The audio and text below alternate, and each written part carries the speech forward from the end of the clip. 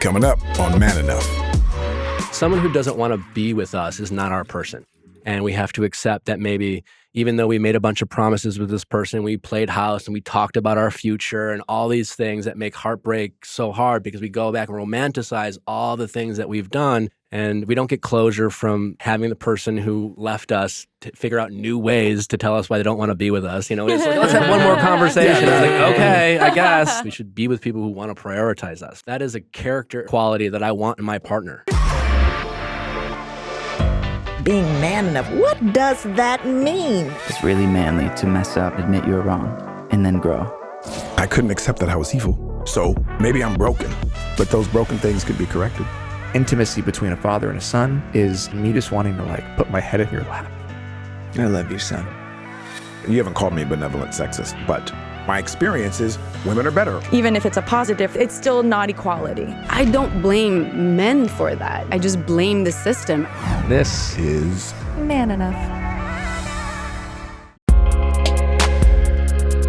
welcome to Man Enough. Welcome to Drinking Water with Liz Welcome Plank. to Drink Water. That's Hydration. right. Liz Plank was drinking water. This hole is very small. Like a normal gulp is this. Uh-huh. Okay, got That's it. way too long. I'm Jamey Heath, and this is, Liz Plank. I'm hydrated Liz Plank. and we got Semi-hydrated Christopher Rivas. a guest host with us. Justin's out for a little bit, and Christopher's hanging out with us. We like to call him Chris for short. I got lucky. I got the call. I came through. That's right. And for those of you, I believe that if you're listening, you most likely know what we do. But for those of you who may not, we have a show called Man Enough. Here you are. What does it mean? No, we don't want to be more man enough. Well, we do want to be more man enough, but we want to redefine and undefine what that has meant in the past. And what does man enough really mean versus what we think it's supposed to mean and how we posture it and all of this thing. So we want to champion the world entirely. And we believe that when men go in deep and talk about things that maybe they don't always do it with their friends, this can help us elevate humanity. And this is what we try to do here. So with that, we have guests on. Excuse me, not ghosts. Ghosts? We have ghosts? We don't want ghosts. No. We got But ghosts. we do have guests on. But they're feminist ghosts. And let's just give a shout out, not The to limit you all original the ghost. time. Yeah. The original ghost. With that, and that ghost Yeah. right now might be Justin Baldoni, who wrote a book called Man Enough. Yes. And this podcast was then born from his efforts in that book and his life. So here we are.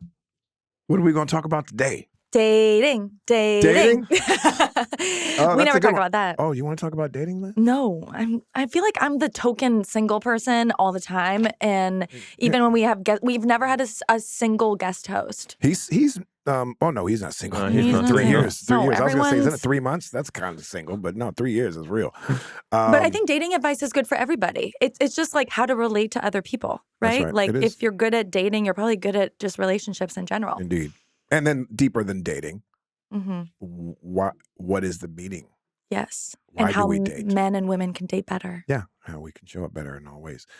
So with that, we have a special guest on, don't we? We do. Who do we got? Nick Viall is a podcast host and television personality. You may know Nick from his seasons on The Bachelor, which I watched religiously. I feel like it actually saved my relationship at the time. It was a big bonding for us about who Nick was going to choose. And The Bachelorette, he was also on that. And he has a weekly podcast that I've been on, actually. It was an honor when my book came out to go on Nick's podcast, The Viall What's your book called? Files, For the Love of Men. Okay, go ahead. Yeah. And Nick talks about dating, love, providing guests with advice and stories from his own personal growth. He's also been on Dancing with the Stars, Insecure, Teachers, Speechless, and Family Guy. And Nick recently released his first book, Don't Text Your Ex Happy Birthday, and other advice on love, sex, and dating. Welcome to Man Enough, Nick. Thanks for having me, everybody. It's Yeah. great to We're be so with you. happy you're here. Yeah, excited to be here. Great to have you. Been a here. fan of your show for a while. Is that right? Yeah. Wow. Who's your favorite host? This isn't me. It's me. Go ahead. We If you start say me, it's every a safe show answer. asking that question. I'll let you know when it's over. All right, that's right. Yeah, welcome, man. We're really excited. Yeah, to have excited you to be here. with you, for I'm sure. excited because I think that you are someone. All the things that you have done, being on the Bachelor, in the Bachelor franchise, I think is correct, right? 4 times. I think that you have a wealth of experience that might speak to a lot of what we talk about. right? You've probably seen the best of humanity in some ways, and maybe some of the not so great of humanity, and how men operate and women operate necessarily with each other and all that stuff. So I'm excited to just kind of see what you've learned as an individual. Not so much about the gossip and all that, that stuff. I don't care about that, but just more of the experience and the learnings that have come from it. Yeah, for sure. I mean, I talk a lot about relationships and dating in life and on my show. And, whether I say it in my book or on my show, everything I talk about is really just, based through my own lived experiences and mostly mistakes I've made and my willingness to kind of reflect and learn and grow from it. So it never kind of comes from a place of judgment, but just a place of experience and hoping that people can avoid some of the pitfalls I didn't and things like that. But, certainly going on The Bachelor was a very kind of tumultuous time for me. And certainly it required me to do a lot of reflecting and self-growth to survive it. Wow. Yeah. Wow. Well, we love Thank talking you. about mistakes. Yeah, we really do, actually. We do, because we want to yes. learn how to make less mistakes. Yeah. Right? And that help helps us other get people, not make navigate those them. mistakes. For sure, yeah. Should we start with our first question? Yes. So we ask every guest, when was the last time that you did not feel man enough? Probably last week. Mm-hmm.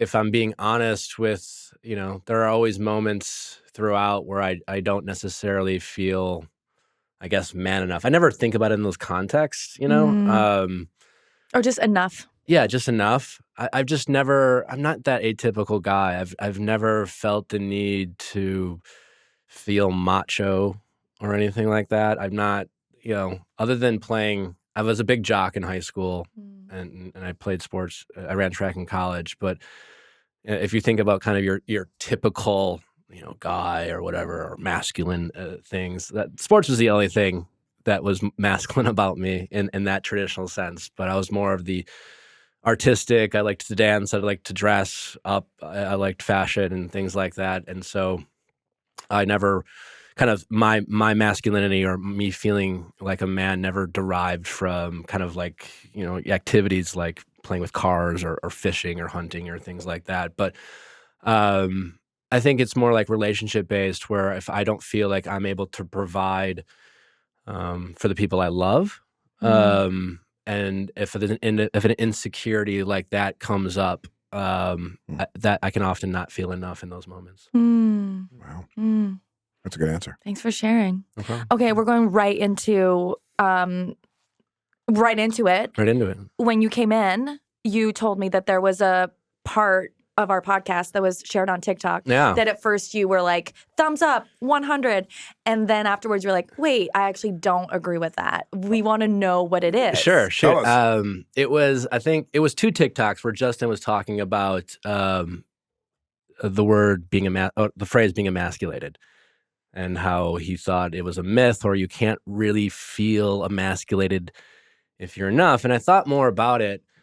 And I was like, and I did. Like, I literally commented 100. So, like, I definitely was someone who was like, oh, that sounds nice. I didn't, it was more like a question. Like, I didn't know what Justin really meant by that. Like, did he really think that, like, men can't feel emasculated? Or what does that mean? Because it was just, and I thought about that, where it's just like, well, I've definitely felt emasculated. And I read Justin's book, and I know he talks a lot about, men's ability to, encouraging men to be in their feels and articulate how they feel and kind of reflect and use their words, so to speak. And so it was just more like, why are we critiquing a word that might allow a guy to articulate a feeling? It wasn't until I was maybe in my mid-30s that I feel like I had the confidence and security to admit to someone I cared about that I felt emasculated. Can you give an example of Yeah, when what you makes felt you feel emasculated? Yeah. It was a while back, but like with a girlfriend where I felt like they were being a little too flirtatious in that moment. And it was just more of a conversation, but like it wasn't easy to admit to her that, And I think where you literally don't feel enough. I don't think there's a lot of men going around owning up to the fact that they might feel emasculated. Usually when I hear that word, it's just more men are emasculated by this. There are kind of toxic things that we perceive as emasculating men that aren't, or like when you see like Harry Styles, big fan of Harry Styles here, I'm a Harry Styles stan, but when you see him kind of dress up in more kind of feminine attire, and we'll say ignorant things, how like that's feminizing men or emasculating men. Like, I think that's ridiculous, you know, but I do think men can feel emasculated. I think you can feel, I mean, ask any guy who's been cheated on. I think Justin would agree with that. I certainly agree with it. I think it's just meaning at the end of the day, like someone may not feel black enough. But if you also said to them, you can never not be black enough. You are black. Right. So no matter how you feel, and I get that you feel it, you are black. I think his point is that manhood cannot be taken from you in that way, or that your masculinity.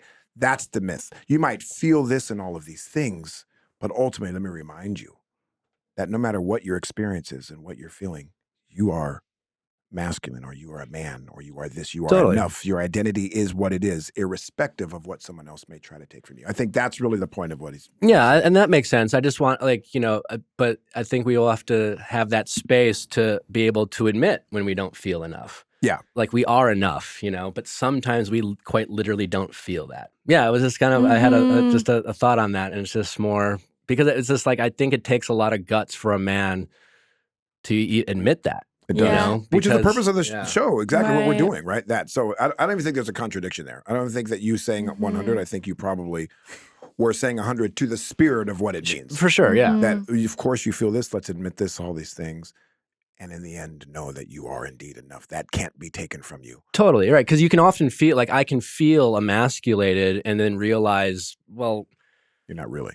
yeah, or it's just like I'm feeling this, but like ultimately, you know, for example, let's use the cheating analogy, you know, like you being cheated on is not a problem with you, it's a problem with the person cheating. You know, they're projecting whatever trauma they might have experienced earlier in life in a toxic and destructive way, and whoever they're cheating with is probably doing the same thing. And yet when you're cheated on, you feel very, you know, less than and literally not enough. And it's like you can have the recognition of like, well, I shouldn't be embarrassed and I'm not the one who played this role, but yet you can still feel that. And I think it's also just really important to allow ourselves to process those feelings and acknowledge those feelings. Because like, I think once we acknowledge feelings, it's, you know, like, because I think all people, and especially men, I think we want to push feelings down, you know, we want to, you know, suppress them, and feelings never go away. They need to somehow be released somehow. And so it's like, if you push something down, it'll find another way to get out. And usually if it has to find another way out, it tends to be in a more toxic way. Well, right. You know? And there's this famous braid study. One group of men was asked to braid hair. One group of men was asked to braid string, like something that wasn't hair, and had a connotation, right, of like, I'm braiding.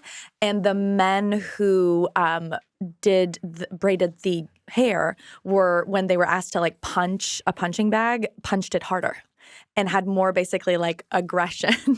And the thinking behind that, you know, in terms of how that research was interpreted, was that doing a feminine activity, men feel, okay, I need to compensate for that with masculinity. And obviously none of the men knew that they'd hit it harder or were more aggressive. That's interesting. But to your point, if you don't address it, then it might come out in ways that you might not want. Like, do you feel like that's ever happened to you where, because I'll feel that with guys too, where we'll have a weird interaction which is actually not in line with who I know this person to be. And I'll like sort of bring it up, and I realized like, oh, this came out because I was in I was perceived to be in a powerful position, and I think he felt, if we're going to use the term, emasculated. And then it came out in this other, you know, context, and wasn't actually like the way that he would normally react. Like, it kind of created this new characteristic in him in that moment because I think it wasn't addressed. Yeah, possibly, for sure. Yeah, I mean, if we're not in touch with our feelings, we'll find far more toxic and unproductive ways of expressing them. Right. Can I ask, you talked about, speaking of toxicity, when you're not in touch with your feelings or suppressing things, and the things you suppress have an ability to find their way out, maybe in not healthy or productive ways. What are ways in which you stay in touch with your feelings, the hard ones, and how do you not let them get suppressed? Well, therapy for sure. I'm Big ups. big into therapy. I've been doing it for a while now. But even prior to that, I had some very tough relationships in my 20s. I had some tough breakups and some heartbreak, and I didn't manage those very well, I don't think, looking back. But in order to get through those, I did a lot of self-reflecting, and I always had a strong relationship with my mom, and she's a very emotional person. She always made me feel very comfortable to feel however I felt, and so I've always felt comfortable talking about my feelings. Yeah, I talk. I like to talk through things. I like to get things out. I've always, I have 10 siblings, so I have a lot of siblings. 10? Yeah. Where do you fall? I'm the second oldest, so there's six girls and 5 boys, and so I've been surrounded by sisters and things like that. So I've always had really positive and healthy relationships with women. I've always had a lot of platonic friendships with women, and so as a guy who was love struck early in life, I'd always have women friends to pour my heart out to them and things like that, and or it was I would have these.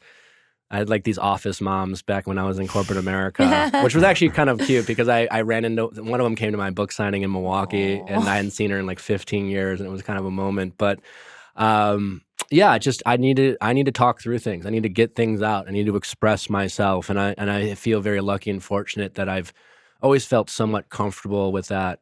I remember one time I was really young. I remember being really upset. And I gave myself a rug burn on my forehead. And you know what a rug burn is? Yeah. Just rub your skin oh. against a rug over like this, and you'll get a rash. But I was I don't know, probably 10 years old, maybe a little younger, and I just kept rubbing. I was really upset, and I basically gave myself a rash or a pretty big, a sore, I guess, on my forehead. And I just remember this. I don't remember what my mom said, but I remember kind of her soothing me and just kind of talking about more healthier ways of expressing my anger and things like that. Because at the time, obviously I quite literally hurt myself, and it was just kind of it made me feel safe to find different and healthier outlets to express my feelings. You mentioned having a lot of women in your life that you could run to Yeah. in moments of need. I have often in my life had many close female relationships. I actually love being here in this show with you, Jamey. Reminded the importance of men and men's groups, and y'all know about Afan and Josh. I have a small group of men I can go to with those hard feelings, those big things.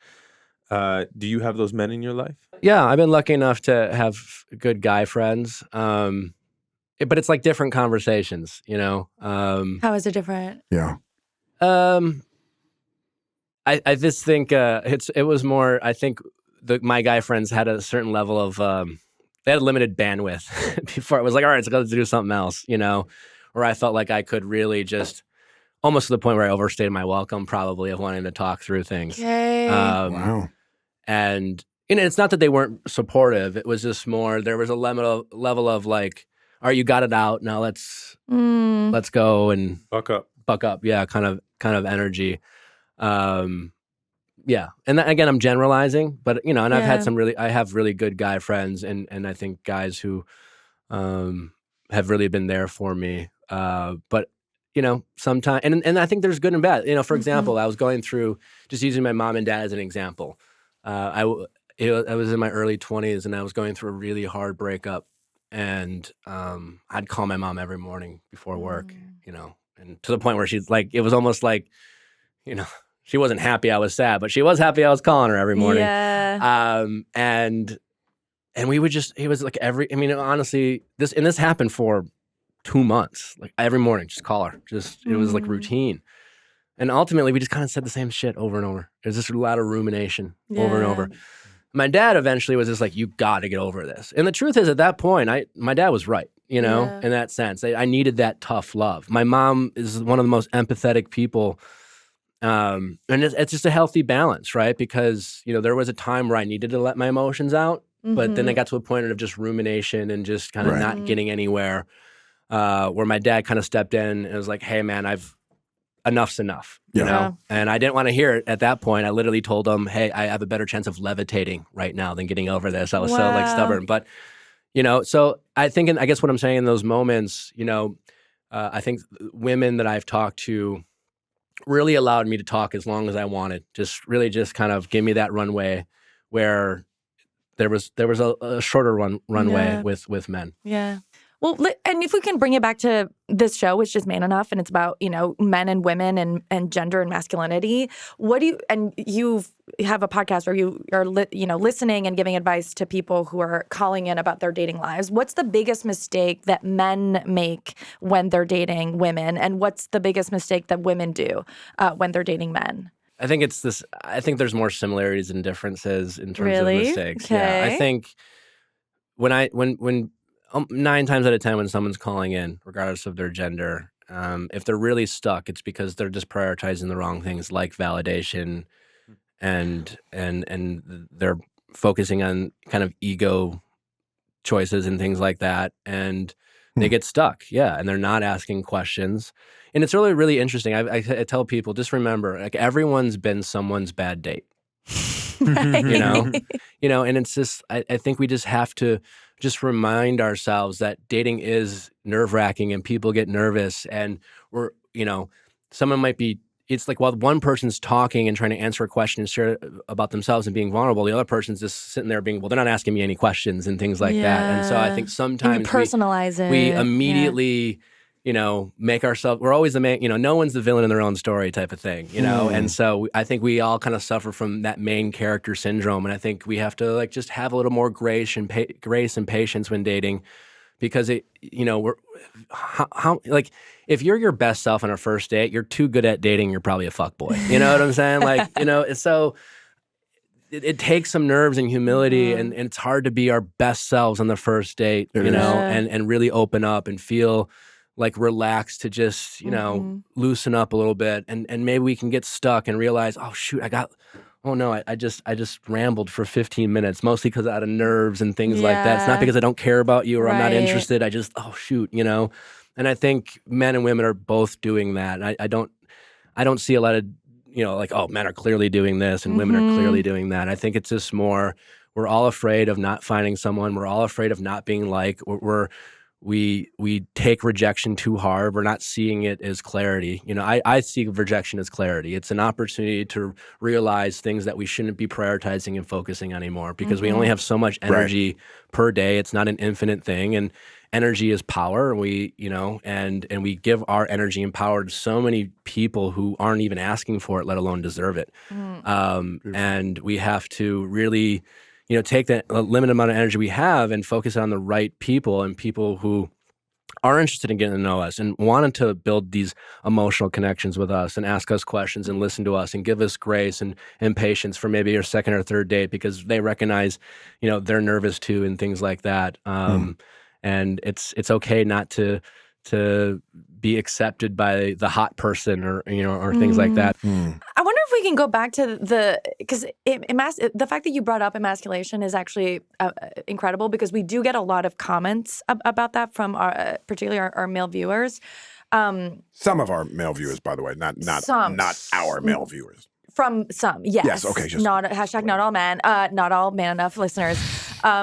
But it is, I think, a real question, right? Because we know that men who make less money than their wives are more likely to cheat on their wives. And we know that men who make less money than their wives also have real health consequences. Like they're more likely to have diabetes and high blood pressure and all kinds of different, it's not just a psychological thing. It literally, and again, researchers, the way that they concluded from that data was that not meeting society's ideal of masculinity, which again, we can debate if that's what men should be aspiring to.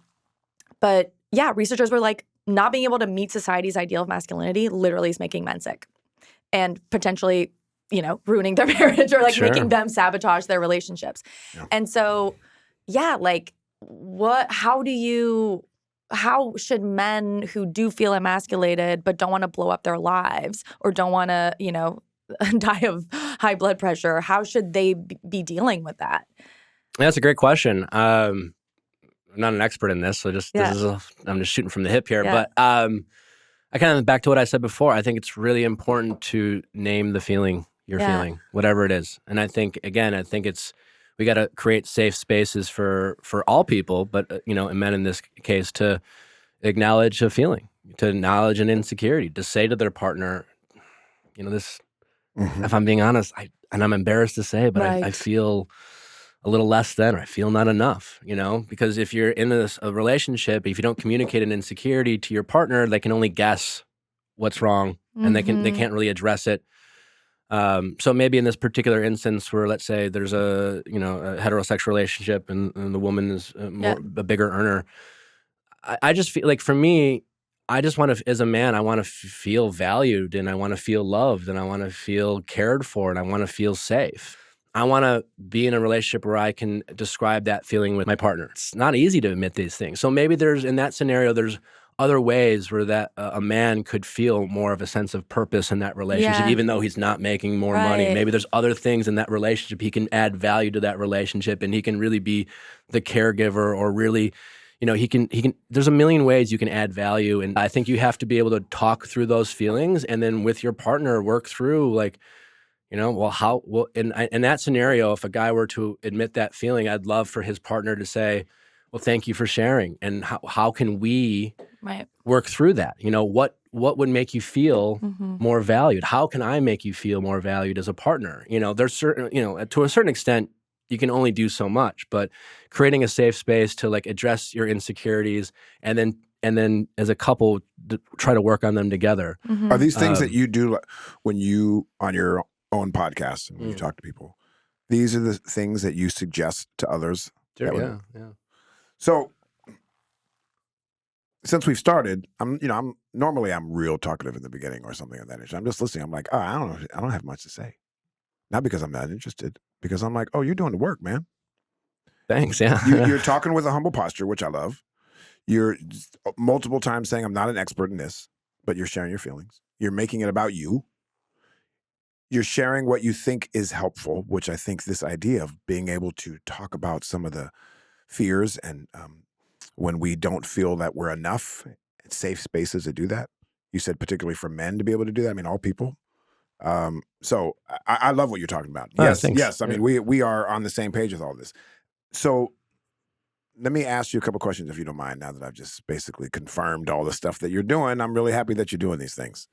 Do you have a sense, since you have experience, like you were on The Bachelor, so that means there is, for those of us who don't watch the show, there is one woman and different men on the show who are, dare I say, competing to be the winner. That Definitely a competition show, right? for sure. So you're here with a bunch of other men who are all trying to earn her trust or love, right? And to see them as worthy of choosing. What is your experience of generally the men there? What do they think is the thing that the woman wanted? Was it tenderness? Was it to come off like a strong this? Or was it whatever? Yeah, it's a good question. I've never really thought about that.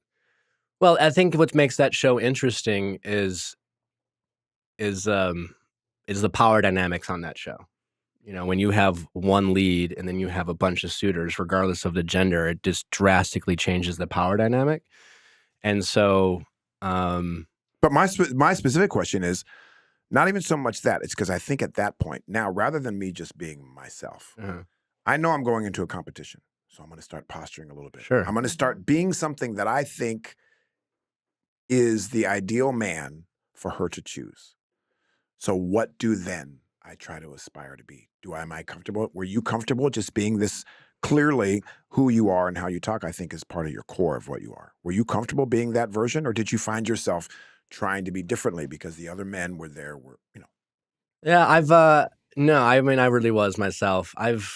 For better or worse, I've been maybe it's a product of having a large family, but I've very much been an individual. I often refer to myself as an only child with 10 siblings. And so, yeah, I went on, I was like 33 when I first went on, so I was a little older. But yeah, I generally I never felt the need to. Peer pressure never worked on me as a kid. Okay. You know, Were most but I of the never. other men similar to that, or would you say they exuded these characteristics of masculinity that were the stereotypical? Yeah, I actually really didn't think I saw a ton of that. You didn't? And I think it has to do more with the power dynamic. I think that behavior would get called out pretty quickly in that environment. Oh wow. Yeah. It's interesting. I would have thought. I would think if I went on the show, I'd try to be pretty authentic. I would think, oh, I'm up against 10 other men here, however many it is. So I'd be like, is who I am enough? Mm-hmm. You know. Well, let's broaden it out to the real world, right? Like men are competing with each other, right? When you go on a date or you're on a dating app, right? You're competing with all the other guys. Like, do you feel like there is like a performance that I mean, women do it, right? We know what you guys like, and we'll play that up. Like, do you feel like men that there's something that men are playing up in the dating world, or I'm sure, yeah, for sure, yeah. I think it's hard to try to be yourself, and it's very. I think most daters, men and women, there's a fear of loneliness out there. There's a fear of not finding someone, and you know, we are all kind of ego-driven people, and when our egos are triggered, we prioritize the wrong things, and we prioritize being validated and things like that, and we don't prioritize, you know, feeling loved or cared for. It's just, you know, and so we kind of get that pick-me energy, and I think men will have it too. And we'll go on the dating apps, and we'll swipe, and all of a sudden we'll find someone we're physically attracted to, and then we'll convince ourselves the reason why we like them is because they said they like to laugh and travel in their bio. And then we'll go on a date, and you know, the first couple dates or the first couple minutes, we'll just get really excited, and then we'll stop asking questions, and we'll get really nervous, and all we're trying to do is prove to them that, you know, I hope they like me and things like that. And then in those moments, that's when I think people in general have a really hard time being themselves, because you get they have their egos in their head, you know, telling them, don't screw up, don't, you know, make you know, if they like you, then you're enough, and if they don't, you're a loser.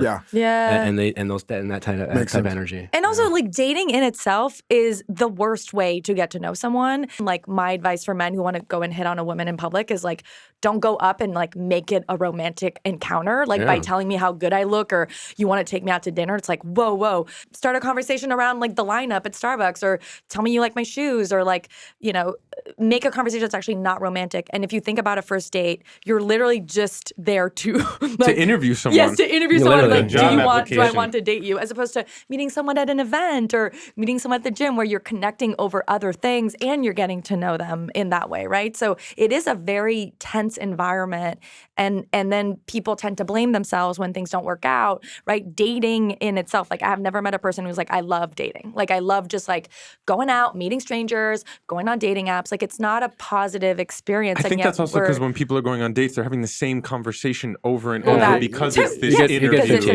Yes. It's a lot like working out. You know, like, you know, working out can be fun. Going to the gym can be fun. There's some people who are like really big, you know, gym rats. But for most of us who want to like be in our best physical shape or just be healthy, like, working out's a grind, you know? It's like, oh, fine, I gotta go to the gym today.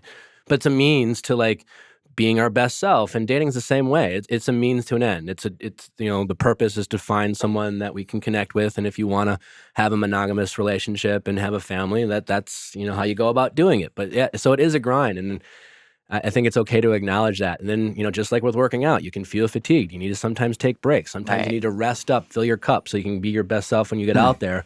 And it's okay to acknowledge that it can be tough. But just like working out, you can have fun with it. You can have cool experiences. You can set goals. You can have good moments that keep you motivated and things like that. And it's just about framing your perspective. Yeah. Is that how you see dating, as a means to an end? Yeah. What else is it? You too? Come on. Yeah. You too? Everyone here?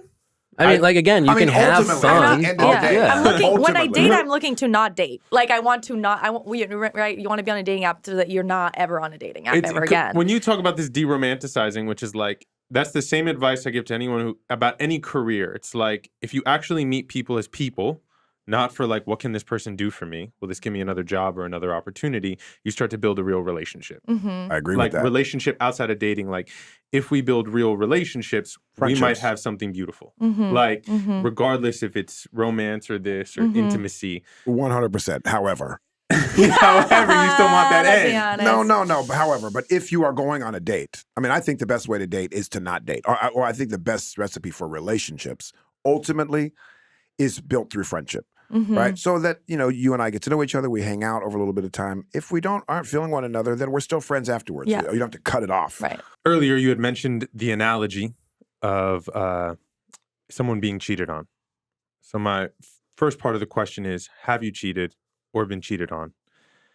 And this is my issue with endgame stuff, right? I think about being a brown man. I think about the Latino community and tiguerismo and masculinity, and those men cheat all the time. So were they really ever looking for an end game? Like, if we don't know what we're actually looking for, what we want, what end game is there? We're not clear with ourselves. What do we actually, there is no end game. Okay. So first part, have you cheated? Have you been cheated on? I've been cheated on. I've not cheated. Yeah. What makes, for people listening who have been cheated on, you kind of mentioned this, like, one, how did you return to your strength, to your, to this sort of beautiful, strong, honest self right now? Well said. And then two, what makes men cheat? It's man enough, so I'm Well, asking. I can answer that question. You got that? Go. I can answer that. No, I mean the second one. You can answer the first one, but I can tell you the second Great. one. Let's get in it. What did I do? I mean, again, therapy. At first when you get cheated on, again, it's you feel embarrassed. You feel a lot of things, and you feel pity for yourself. You feel shame. I spent a lot of time getting to know my ego, and so that's really helped me. And again, talking through things. And as a guy who's never cheated, I don't know if I can answer that accurately. I can only guess. I have a better answer for why people might cheat because, I've been cheated on by women.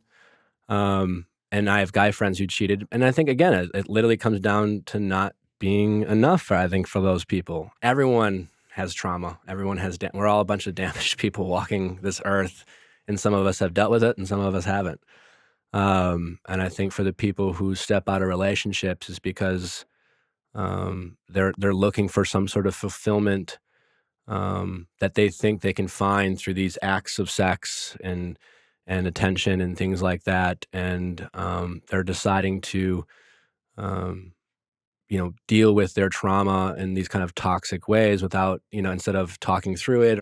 Feelings change. People break up. People get divorced. That happens. People are allowed to fall out of love and things like that. That has nothing to do with infidelity or cheating. To me, cheating isn't even about the sex. It's about the lack of trust or, things like that. And so, again, I think it has come down to, not feeling enough and then seeking this out in a more toxic forms rather than dealing with it, or maybe going to their partner and saying, hey, I'm not feeling, I'm not getting what I need. Maybe it's not from you. Maybe it's from myself. And instead of talking through your partner and having that safe space to talk, they just react and go out and find that whatever it is they feel like they're missing somewhere else. I love it.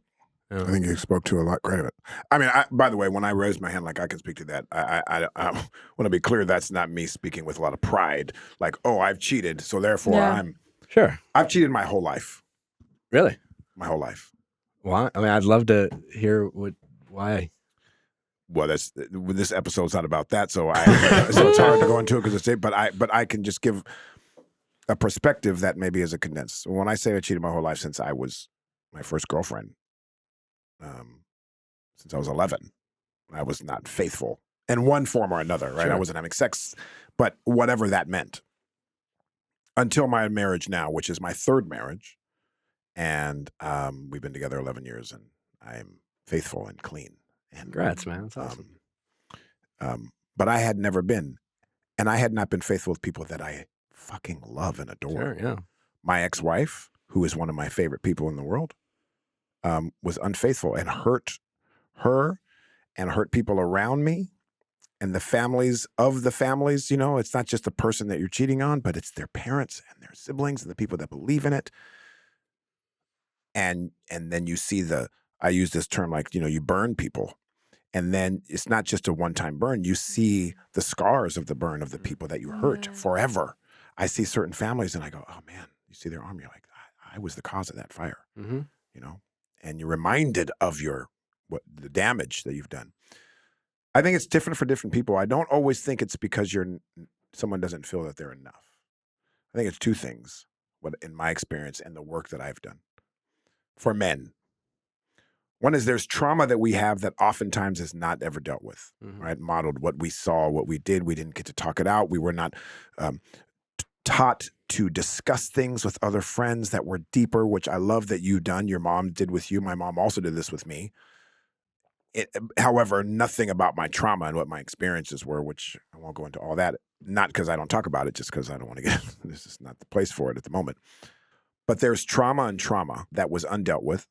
And then also a respect and regard for the sacredness of relationships or marriage or monogamy or another person.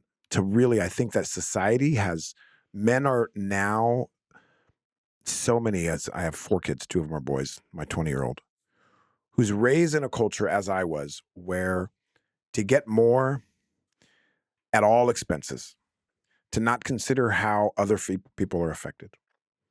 That if I cheat, it's not really cheating because we're not married. Mm-hmm. It's only for marriage. And if I'm married, it's okay because we're not really happy, and it's okay. And also the lack of God, because God is also the one who has said, for many people who have a marriage, believe in some sort of idea that you are staying true to the laws beyond your own made-up laws. So I think the lack of respect for something greater than yourself causes many people to these lines to be blurred. So there are good people that cheat, that at the core they're good people, but the boundaries are so blurred now, what's wrong or right. You make terrible choices and you hurt a lot of people, not because they're evil, not because I don't know the woman that cheated on you, but most likely was decent enough person that you saw her in the beginning to think she was decent. So I think one of the ways through it in my work for cheating and for cheating men is first to understand every action, how does it, aside from what I need, how is this affecting her? How does this affect humanity, the world, my children, the people around? Do you understand the fire that you're starting? Do you know this is a fire? It's a fucking fire that goes forever. Do you understand that after that, no one trusts you anymore? You understand that it's just, most of the time it's in sex. Most of the time, it's not always sex, it's conversations too. You can be late night conversations that are inappropriate. It's not sex. But all of those things, I think is a lack of understanding. And if all the men that I've spoken to through the work I've done, most of them are good people. They're not just guys that just throw away. And there's this common thing of some sort of trauma and also having no regard really for relationships. It's common. Not to make an excuse. I'm not saying it's okay that these people are like myself. I do not deserve to be married a third time to the woman that I'm married to that have 10 years of marriage. I don't deserve it. It just shows God's mercy to me, or that, we always have an opportunity to redeem ourselves possibly. But there are, most people I think are decent, good people that that don't have the framework, that don't have these conversations that they can learn. Yeah, and I completely agree. I mean, I think I couldn't agree more that I don't think people who cheat are bad people, and I absolutely, I know people can be in love and still cheat. I don't think it's not about love. It's not really about, it's about some not being. I often say no one lies to you more than you lie to yourself. As someone who's an overthinker, and I talk to myself a lot. So I have an opportunity to lie to me more than anyone else does. And kind of like you were saying before, it's just it's easy to make excuses or convince ourselves, I'm not really doing this. I don't know, a rub and tug's not cheating. It's just, something like that. I've had guys say that to me. Yeah. Don't really understand the implications. It's easy to justify our actions, also, we see women as objects. Oftentimes. That too, It's not really worth having a high regard and respect for, because oftentimes men see women as objects. Yeah, for me, I grew up very religious. I'm not very religious now. I grew up very Catholic, but to me, I don't think we live in a time where we are prioritizing our character enough. and I don't think we're thinking about our choices. I think we live in a time where we accept people who agree with us, and as long as we feel like we're in a room with like-minded individuals, then we're okay with those types of people in the same room, regardless of their choices and how they treat other people and their character and how their choices affect other people, and that recognition that in this moment, I might want this, but how does this choice affect the people I say I love or care for? How does this choice affect myself? I had Dr. Maya Shankar on my podcast, who's a behavioral scientist, and she talked about the empathy gap that we have for ourselves. We're very rarely often thinking about future us. How are our choices impacting ourselves in the future? And we never really think about that as much. But I think we need to start prioritizing character and friendship. What does it mean to me to be a friend? What does it mean to be a lover? What does it mean to be a mentor to someone? Because I think now at times, like when it comes to friendships, I think most people think friendships is about sharing secrets and having a good time. But then when shit hits the fan, are you really there for your friends? Are you willing to be the type of friend who you see your friend doing some shit? Maybe it's them DMing a girl or something. They have a girlfriend. Instead of laughing at their, behavior or thinking it's cool, are you willing to call them out? Are you willing to say, hey man, that's not cool? Are you gonna be up front of your girl? Are you gonna make me do? I don't want to do it. It's your job, but are you willing to have a tough conversation, even at the risk of your friend calling you a pussy or whatever, or things like that, or say they're not going to be your friend? Sometimes being a friend is willing to lose a friend, and all we have is our character, regardless of what you believe. I hope that people can want to, be good people and hold themselves accountable and treat other people with respect, regardless of who their God is. Because I see a lot of people who talk about their faith and religion, and I see them on the street, and they're not exactly doing what Jesus would do, so to speak. So. And so how should men challenge other men who are cheating? Like, what does that conversation, because I feel like a lot of men don't necessarily have that conversation. Yeah, and it's uncomfortable. I mean, there's an entire, like, bros before hoes, like, sure. It's I think an honestly, underpinning of masculinity. I think it goes both ways too. Oh, for sure. Yeah. For sure. But because this is Man Enough, and, this is, a lot of men are listening and want to be able to, have that uncomfortable conversation. How should they have that? Or should they? I think absolutely they should. Yeah. I mean, You better. to me, I feel good about myself, and I feel more masculine if I'm doing what I feel like is the right thing and protecting people, even if I'm not necessarily, I don't think being a friend is doing an action that might hurt someone else. That you're an accomplice, you're not a friend. Yeah. And so to me, I think if you want to be a man, it sometimes, again, it takes standing up to people you call friends and saying, hey, I love you and I believe in you. And it's because I believe in you and I think you're a good person at your core. I have the guts to tell you I think you're doing a shitty thing right now. That's right. And I don't think you are being your best self. And I want to elevate you and challenge you to reconsider your choices. Yeah. And I will be there by your side, and I'm not going to leave you. And even though she might, but I will be here by your side, and I will be a resource to you. But like, this is not who I think you are, and it's who you're being right now. But to me, that's being a friend. To me, that's being a man. Holding each other accountable. Yeah. Love that. Yeah. Can I ask you, your book title is what? Don't text your ex happy birthday. Tell me about that. Yeah. What? Yeah, why not? It's a great way to make someone else's day about you. That's deep. I don't know if I agree with that. Why not? Tell me more. You don't agree? What's the purpose? Well, I've been divorced twice, and they're two of my. I mean, listen, there's exceptions to every rule. Yeah. If you have kids and things like more that. than exceptions. I think yes,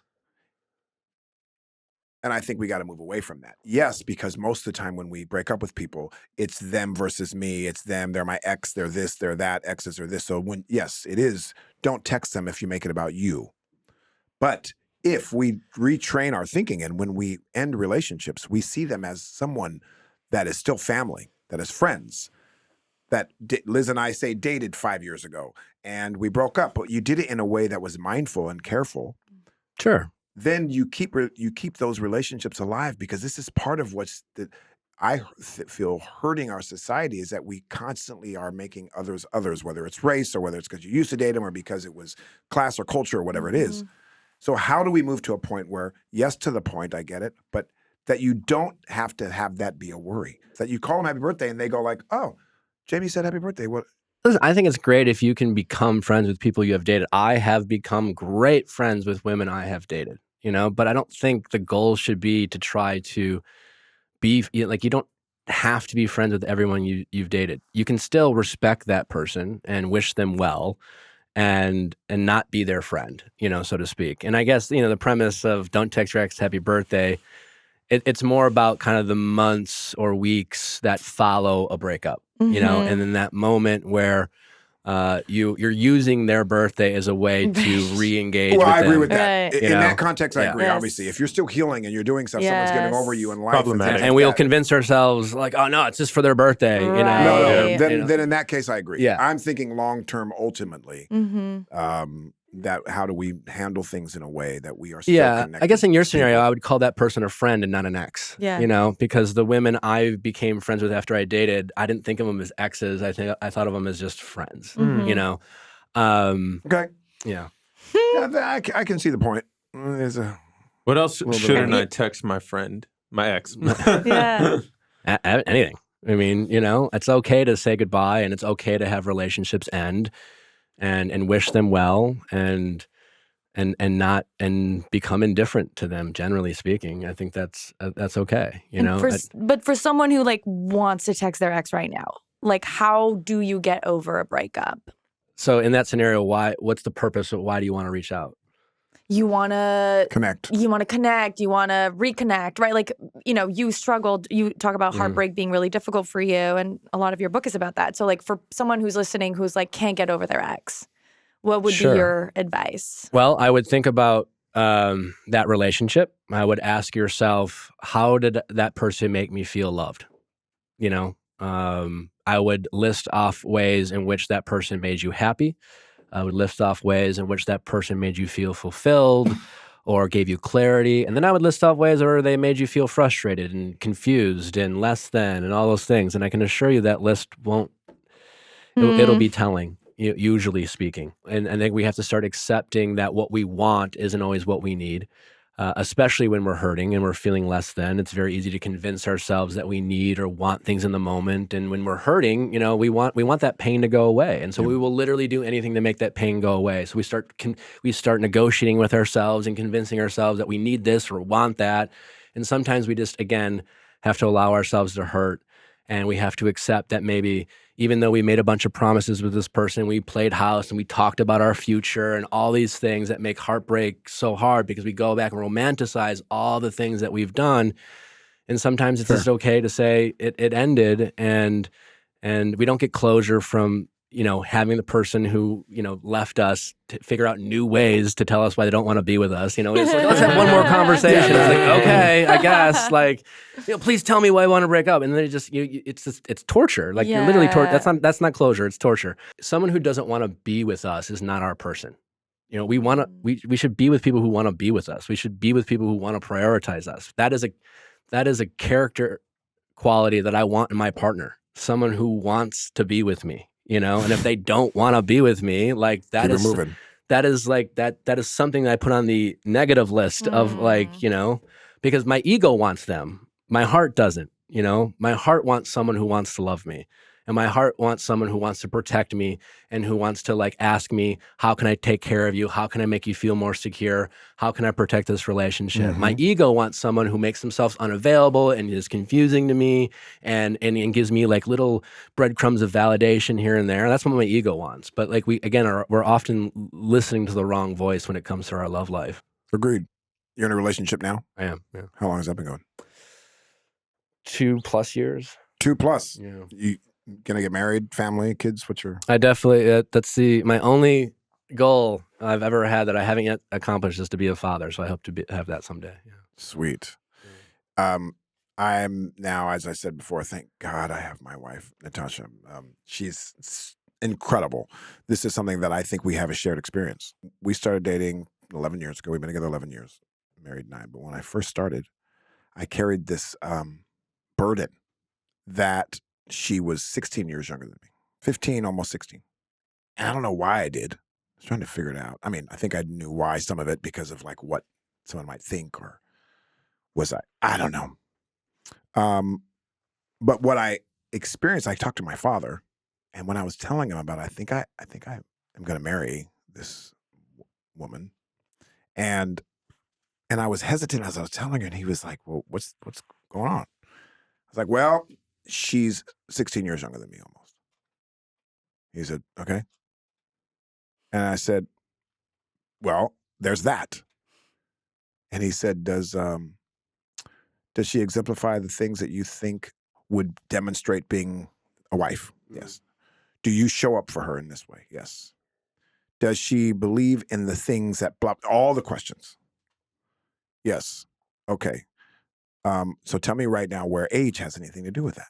She's a grown woman. Yeah. What's the difference that, she was 26 at the time, I was 40, whatever the difference was, 41, 42.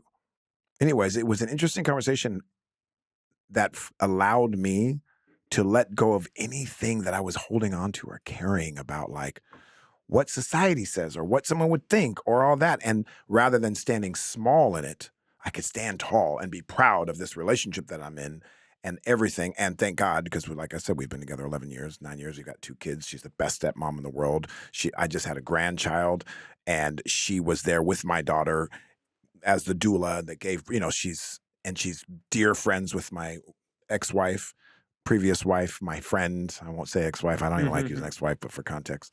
So do you have anything thoughts about that, or same experiences or felt feelings or anything? I mean, when I met Natalie, I was very self-conscious. She DM'd me, she pursued me, and which I found very attractive at the time. Because she was confident in that way. Yeah.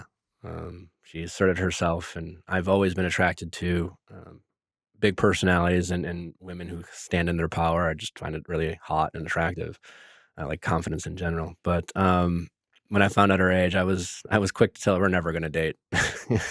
Because I didn't really know much about her at the time. And I was like, there's just no way we're going to connect. She's very determined and stubborn in both good and bad ways. But in this way, it was a great way where the more I got to know her, the more I just remember thinking, why are you so like, one of the, and I'd been single for a long time and met and dated a lot of women my age, women older than me, women younger than me, great women, just wasn't the right one. Just wasn't the right one. And then here I am meeting this person I'm just having so much fun with, and just makes me feel good and makes, I found myself feeling loved and wanting to love, and those were feelings I hadn't felt in a while. And so I struggled for a long time. And so for the first 9 months of us dating, I was hiding it.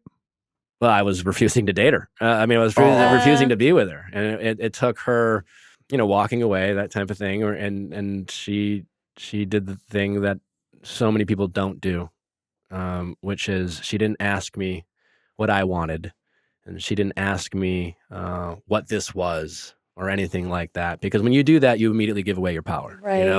You're asking. People don't say, "What are we?"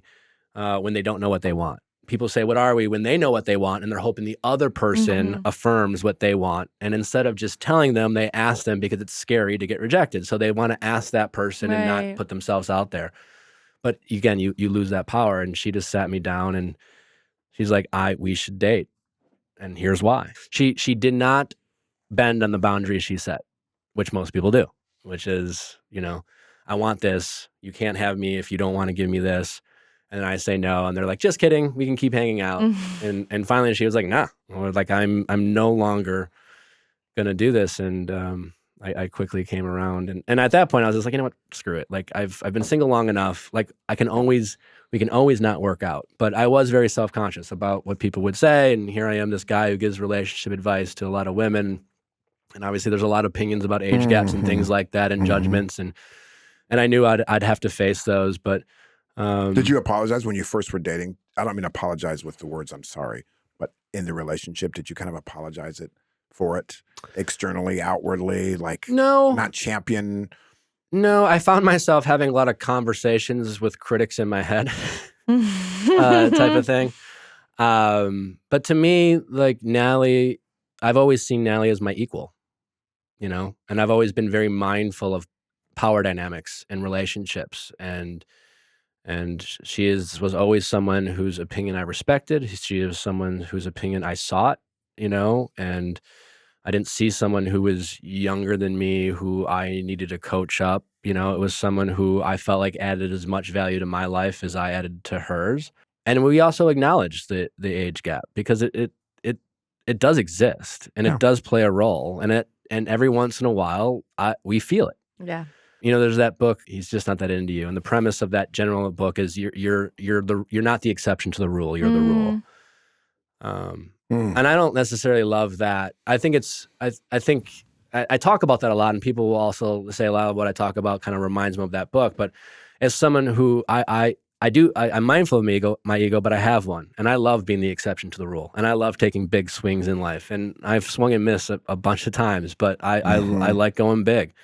But I want to acknowledge to myself when I'm taking big swings. And so it was just important to us to acknowledge that, there is an age gap. It's going to come up. We don't need to run from it. We just need to prepare to address it when we do feel it and not, critique our relationship. And outside opinions don't really matter all that much as I am self-conscious. And it was one of those things where, I actually literally talked to my therapist about it before we, and she was right. She's like, listen, it's either going to not work out, you'll break up and it won't be a big deal, or it will work out and people won't care. They'll just see the love that you have between the two of you, and that's ultimately what matters. And outside people who don't know me or don't know her and just, see two numbers, they'll have their opinions and it is what it is, but, they don't know us and they're just kind of projecting whatever that's going on in their life because, the truth is there are a lot of unhealthy relationships out there as a result of a difference in age gap. There are, predatorial men out there who go after young women for the purposes of, manipulating and taking advantage of a power dynamic and things like that. And so I think every person has to be honest with themselves of why they're in this relationship. And, is the fact that there's an age gap, is it deliberate or is it just something that happened that you would otherwise not have, but everything else it has a lot of value to it. Yeah, thank you for saying that. And acknowledging all of the dynamics and being honest. I think that's so great. And I was in a relationship where there was an age gap, and it was the best relationship I'd ever been in. And I had hang-ups around it too. And it happens to me with the reverse, with like younger men all the time because I'm getting old, So, I'll meet guys where I'm like, you're younger. and I'm like, okay. And then I'm do what you do where I'm like, I'm never going to date you. It's impossible. But then, you can build connection. You never really know. You don't know. Yeah. It's okay to question things, and I'm okay with people questioning my relationship because I know what the relationship's about. And, so I don't have a problem with people questioning it or critiquing it or things like that. Me and my wife had to have one conversation one time where I had to, and that's where I asked about apologizing, where I forget how she framed it exactly, but she wanted to know, was I embarrassed because she was younger? Not in terms of our interaction, but like embarrassed and outward. And I was like, no, but I'm mindful of how, and she had said something to the effect of, it makes me feel this. Yeah. And I was like, you'll never feel that again. Other than like certain idioms she may not. Wait, you never saw Happy Days? Or you don't know? There's some like things that we actually have fun with that, those that's little fine. moments That's of like, fine. but that's all fine. But and I that think was something I needed to know. Yeah, and there was definitely moments I think early in our relationship where, I said something or did something that came across more condescending and belittling and made her feel young and things like that. And, again, similar to that bothers me that you say that. And I was like, that makes sense. Yeah. Sorry. I didn't mean it like that, but I recognize how it came across, and, you just have to create that space. I think that's why I return to that, no end game, right? Like meet people as they are. And if you're enjoying that moment, enjoy that moment as long as you got it. Because one of those younger men, Liz, might be the one, like no end game, right? If you close the door too soon, You never know, right? Yeah. Meet people, and if you're enjoying that night, enjoy that night. You might enjoy the morning, you might enjoy the afternoon, but you might not enjoy the next day, and that's okay. Yeah. Yeah. That's right. That's right. I mean, obviously, everything has to be appropriately right, but yes. I have a joke with my wife. I have a joke with my wife that I'm like, we're all good. Everything's fine. You do know, like in 20 years, one day, we're going to be sleeping. She's going to open her eyes. She's going to be like, she's going to look and be like, shit, he got old. If nothing else, now that it keeps me motivated to invest in myself. For sure. Yeah. Skincare. My skincare routine is on point. Yeah, for sure. She keeps me, and I love that. I love that about our relationship. Yeah. I love that. Good for you. We push each other. Yeah. Great. Yeah. As we wrap up, we like to ask people this final question. What does it mean to be man enough? To me, it's loving someone or some things, loving someone greater than yourself, being willing to serve others, really. That's what it means for me, to be able to make sacrifices and give love to the people you care about, even at the risk of not meeting your immediate need and caring for the people you say you love and care about. My man. Beautiful. One of my favorite answers Ever. Thanks. Yeah. ever. You were on The Bachelorette twice. You didn't win either one. I was the runner-up twice. Had I been The Bachelorette, I would have chose you, man. I appreciate that. Yeah. You're my winner. We would have had a good run. Yeah. We would. I feel that you are doing the work in ways that I love hearing that men are doing. Not that other men are not doing the work as well, but I hear a lot of accountability and ownership, emotional willingness to have conversations. So I think you are exemplifying, honestly, some of the ways that men can learn from. I'm glad you're doing the work you're doing. Yeah. No, I appreciate it. Yeah, it's been a long journey, and there's been a lot of highs and lows, but I'm grateful to still be here, and I'm grateful to the people who have been willing to listen to me and speak with me. And my, shout out to Darlene, my therapist, Jeremy, mine, and yeah, it's wonderful. It makes me feel good to. A final thought I'll say for anyone going through it, whoever you are, I'm old enough to know, and I'm sure you'll agree with this. Why'd you look at me and not him? Well, You're a grandfather. It was a safe play. It was a safe play. Good play. Some of my best memories today are some of my most difficult memories because I've survived them.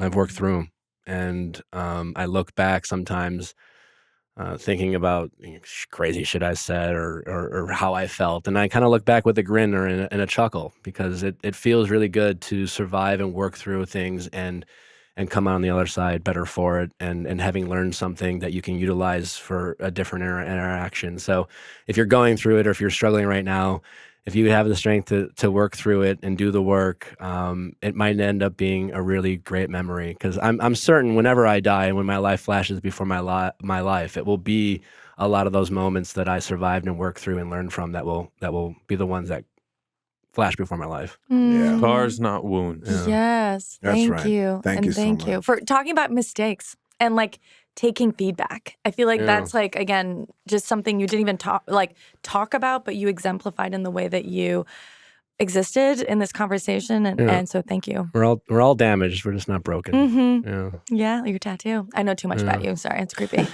No, you talked about it in an interview. I don't know his body, but you talked that you had that It's right. tattoo. It's right on my arm. I love it. That's right. Well, thank you. Thank you. It's been fun. Thanks. Yeah, thanks for having me, everyone. thanks for joining us. Liz is laughing at me.